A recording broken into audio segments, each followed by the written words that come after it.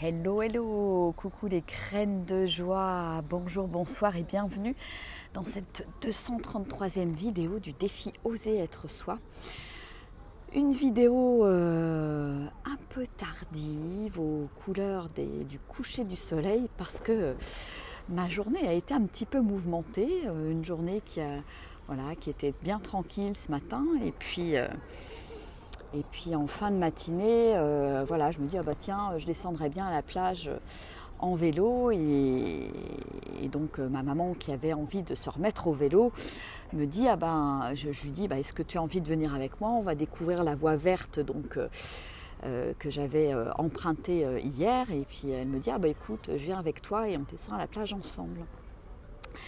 Et puis tout se passe bien, elle était super contente, ravie d'essayer son ancien vélo, ça marchait bien tout ça, donc on arrive quasiment à la plage et pas de bol, à 100 mètres de l'arrivée, on a dû contourner une zone de travaux et puis il fallait revenir sur la voie cycliste et maman a on va dire ripé sur le bord d'un trottoir et poum, elle s'est cassé la figure.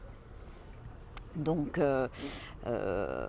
grosse frayeur sur le moment parce que elle a tapé la tête et notamment l'arcade sourcilière sur le sol et évidemment ça pisse le sang, donc c'est tout de suite impressionnant et il y avait juste derrière nous une dame qui s'est arrêtée, qui nous a dit écoutez, je suis pompier, elle lui a posé quelques questions, elle a pris tout de suite le truc en charge, elle a appelé ses collègues, les pompiers sont arrivés en 2 temps 3 mouvements, en un espace de 5 minutes, ils étaient là, etc. Et puis 10 minutes plus tard, elle partait dans le camion de pompiers pour aller à l'hôpital juste au-dessus.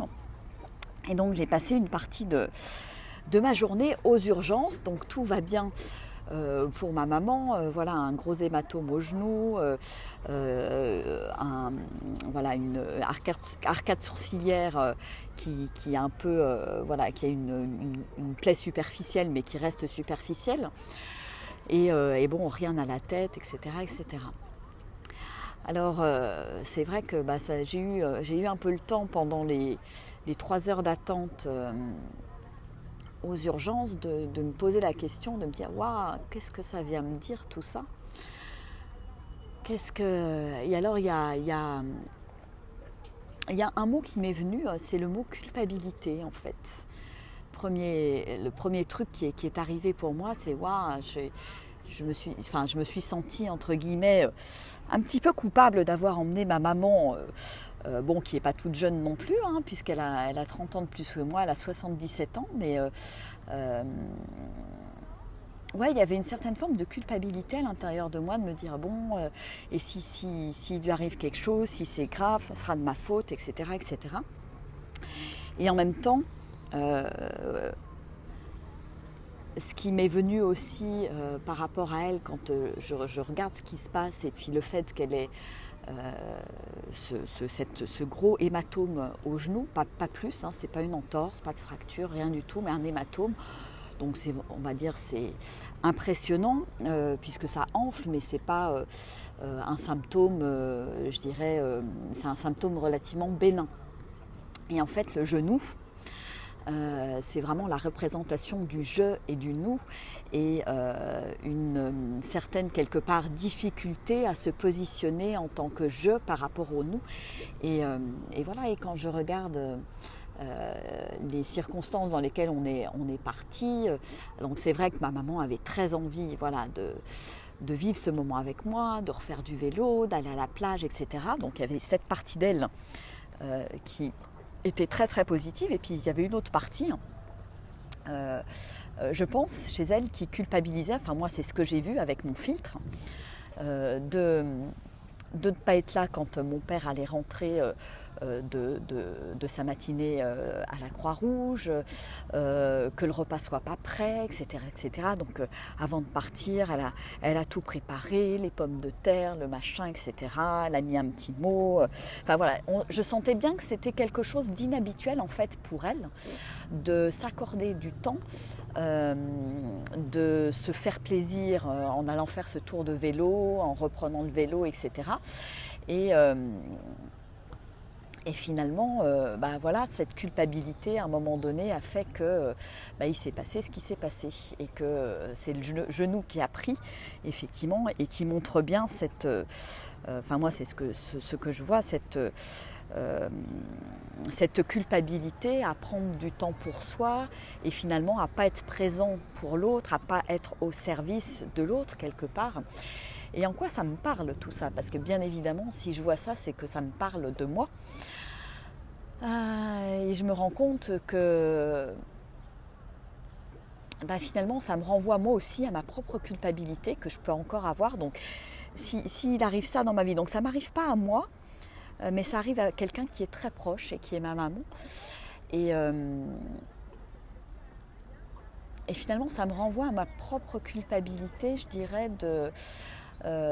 peut-être parfois de suivre ma voie, de suivre mes instincts, de suivre mon élan, et qui vont parfois, je dirais, à l'encontre de certaines choses qu'on pourrait attendre de moi, parce que qui pourrait peut-être être vu de l'extérieur comme une certaine forme d'égoïsme, parce que je me mets à la première place de ma vie. Et je pense qu'il y a une partie, cet événement en fait me montre qu'il y a certainement une partie de moi qui doit encore culpabiliser par rapport à ça et qui doit freiner quelque part mon plein élan vers mon cœur, vers mon âme, vers ma joie, vers voilà, les choses qui me remplissent et qui me nourrissent. Parce qu'il y a certainement une petite voix à l'intérieur de moi qui dit oui, mais, et les enfants, oui, mais, est-ce que c'est vraiment raisonnable, oui, mais, etc. etc. Et en fait, les événements tout simplement me montre ça à l'extérieur à travers ma maman à qui il est arrivé ce petit pépin qu'il a donc arrêté net et dans son élan de vouloir se remettre au vélo et certes avec un arrêt qui est relativement bénin puisque bon il y en a voilà c'est pas une fracture, c'est pas quelque chose de grave, mais ça me montre bien que moi aussi j'ai quelque chose à lâcher de ce côté-là en fait. Et c'est marrant parce que je me suis fait la remarque hier, je me suis promenée en vélo là-bas. Je me suis pris un petit chocolat chaud là en bord de mer là hier en fin de matinée.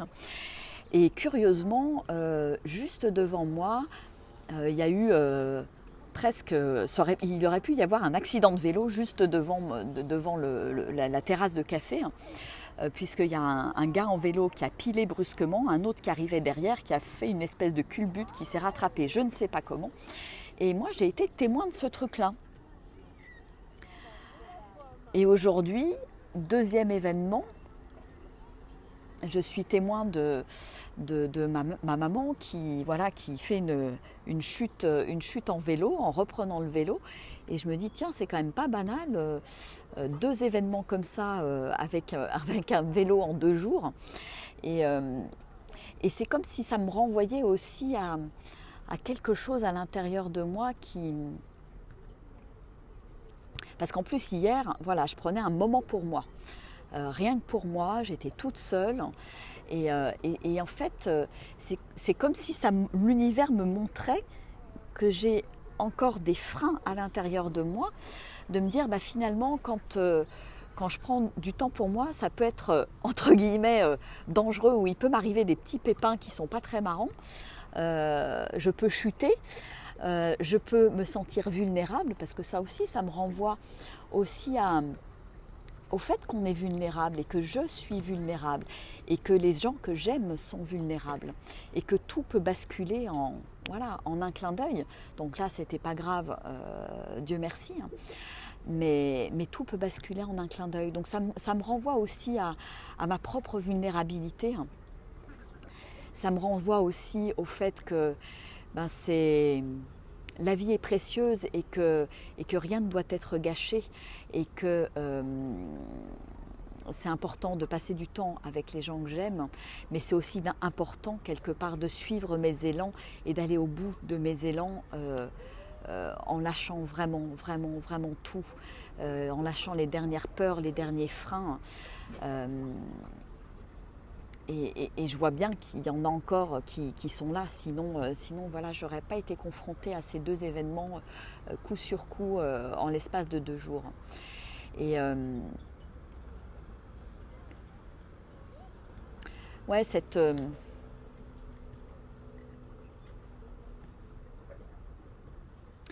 espèce d'arrêt sur image quelque part, de me dire tiens ouais, c'est vraiment cette image-là qui est là, oui, si tu vas vers ton plein potentiel, vers ta joie pleinement, vers tes élans, etc., ça peut s'arrêter net et ça peut être dangereux en fait.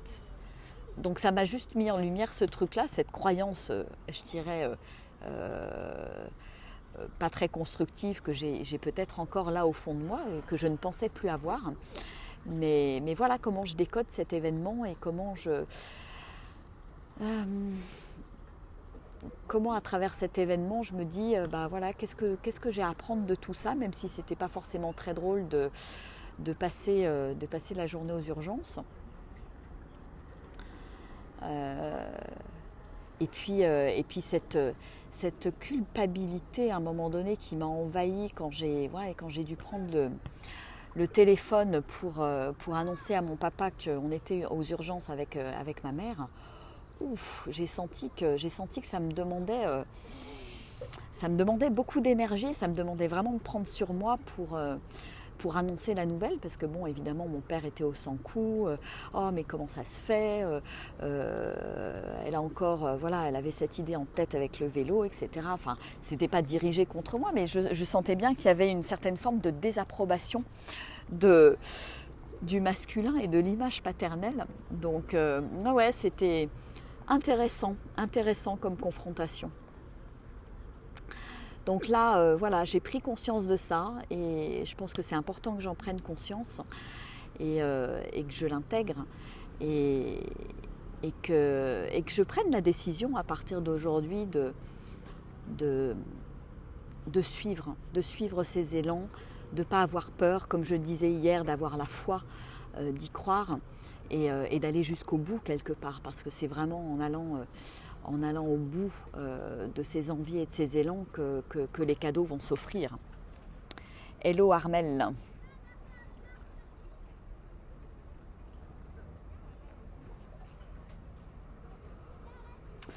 Ouais, et puis cette vulnérabilité. Et en plus, j'avais envie aussi de partager que quand j'étais aux urgences, là tout à l'heure, que je voyais le balai des pompiers, des ambulanciers, des infirmiers, des médecins, tout ça, j'ai pas pu m'empêcher d'être submergée en fait d'amour et de gratitude pour toutes ces personnes qui sont au service des gens, de leur santé, qui prennent soin. Et c'est venu comme un flash en pleine figure. Et j'ai vraiment pendant un bon moment, j'ai respiré, j'étais en méditation et j'envoyais de la gratitude, j'envoyais de l'amour et vraiment je disais merci d'être là à tous ces soignants et tous ces gens qui prennent soin de nous, qui prennent soin des gens qu'on aime, et particulièrement depuis ces derniers mois avec tout ce qu'on a traversé les uns les autres. Et la vie est précieuse. Voilà, donc c'était une... j'ai froid là. C'est pour ça que je tremble un peu. Donc c'était une journée riche d'enseignements. Et j'avais vraiment envie de vous le partager parce que voilà, des événements, je peux toujours, je dirais, tirer une leçon, apprendre des choses, comprendre des choses sur moi, me poser la question de qu'est-ce que ça vient me dire sur moi, plutôt que de me dire, voilà, je subis le truc, plutôt que de le subir, et ben voilà, je me rends compte que finalement ça me parle de moi. Et ça, pour moi, c'est vraiment quelque chose d'important.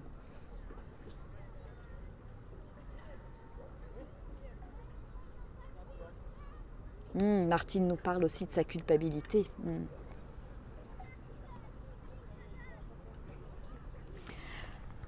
Ouais, et en fait, je crois que ça me dit vraiment de lâcher cette culpabilité. Comme voilà, si j'avais un conseil à donner à ma maman après cet incident, c'est vraiment d'apprendre à prendre soin d'elle sans culpabiliser, prendre des moments voilà, où elle est en joie, où elle peut profiter, passer un chouette moment avec moi. Bah, du coup, il a été assez limité le moment qu'on devait passer ensemble. Et tout ça parce que ouais, je pense qu'il y a une certaine forme de culpabilité à laisser mon papa se débrouiller tout seul et finalement à se sentir indispensable en disant bah oui, mais bon, si je suis pas là, il va pas y arriver, etc., etc. Et finalement, bah peut-être que moi aussi, je me reconnais dans cette attitude dans une moindre mesure, mais à certains moments potentiellement avec mes enfants, où je peux peut-être prendre un petit peu trop de place et que j'ai besoin aussi de laisser du lest et de ne pas culpabiliser. Ils sont grands, ils sont autonomes, ils sont pleins de vie, pleins d'entrain, pleins d'enthousiasme. Et voilà que je peux sans problème et sans culpabilité leur lâcher la grappe. Et de toute façon, c'est ce à quoi la vie m'invite. Parce que sans avoir rien choisi, voilà, ils sont à 3 endroits différents cette année, en cette rentrée-là. Un à Valence, une à La Ciotat et une à Montpellier. Et finalement, ça me laisse le champ libre justement pour œuvrer, pour me mettre au service, pour suivre mes élans, pour suivre mon cœur, ma joie et me reconnecter profondément à mon être, enfin vraiment à ce qui est essentiel pour moi. Et je me dis que c'est juste un merveilleux cadeau en fait, tout ce qui est là et que je dois lâcher la culpabilité de quelque part de